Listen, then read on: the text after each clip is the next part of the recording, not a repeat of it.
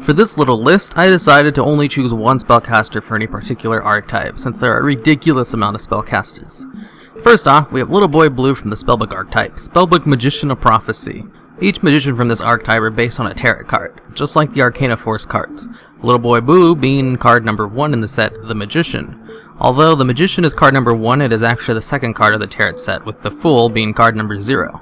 Some schools associate the Magician with Hermes, an Egyptian Greek figure who is a combination of Hermes and of Thoth, a god of the moon, knowledge, and writing. In this aspect, the Magician guides the Fool through the first steps out of the cave of childhood into the sunlight of consciousness, just as Hermes guides Persephone out of the underworld every year.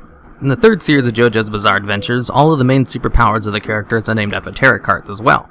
One of the main characters, Muhammad Abdul, has the Magician in the form of a red bird who shoots fire and shit and is totally badass. Alright, number 4 on this list is Shadow Dragon, from the Shadow archetype. Why Dragon? Well, in addition to his being one of the best standalone Shadow cards, I think he looks cool. Shadows are all dark, puppet versions of cards from other archetypes being controlled by El Shadow construct. If you look closely at her, you can see all the strings she uses to control the shadows coming out of her back, sort of like that one puppet dude from Naruto. Shadow Dragon is a darker puppet version of Suwani, Fire of the Yangzing. In the trap card Sinister Shadow Games, you can see Suwani getting turned into a Shadow Dragon. Number 3 is Hita the Fire Charmer, from the Charmer archetype. Why Hita? Because I like redheads. The Spirit Charmers are a series of level 3 spellcaster type monsters who have the ability to take control of a monster of their attribute. Each Charmer has a level 1 or 2 creature familiar. Hita, of course, has the Firefox. Hita also has 2 other forms plus a trap card.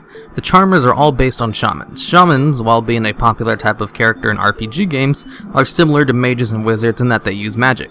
But unlike a pure spellcaster, Shamans can only use magic with the permission of their spirits who give them their power. Number 2 on this list is Effect Veiler. Effect Veiler is probably the most played spellcaster type monster in the game because of its amazing ability to negate effects from the hand. But did you know despite its feminine appearance, Effect Veiler is actually a guy? Which is totally fine with me, I love traps. Effect Veiler is based on the popular Vocaloid idol Hatsune Miku. Vocaloid is a program that allows you to create music without singing by using a computer program with preset sounds to sing for you. You see, in Japanese there is a limited amount of sounds you can actually make with the language, unlike English where it's a huge train wreck. So what they do is have someone record every single sound you can make in Japanese and put them into a program, and people will use this database of sounds to write music and have the program sing based on lyrics and melody.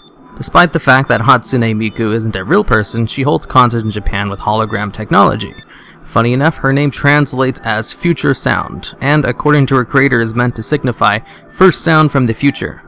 Alright, and finally it's time for number 1 on the list, Dark Magician Girl, from the Dark Magician archetype.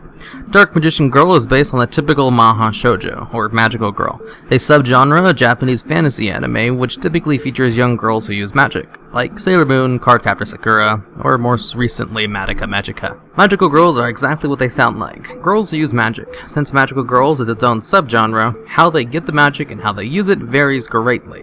But one thing is common among all of them, and that's that they all wear super flashy outfits and transform into their outfits to fight. Dark Magician Girl, while not being an all-out great card on its own, is one of the most popular Yu-Gi-Oh cards out there and has a ton of counterpart cards based directly on her. Why is she so popular though is a mystery. Speculations can be drawn to the TV show, where she's often shown used by the main protagonist of the series.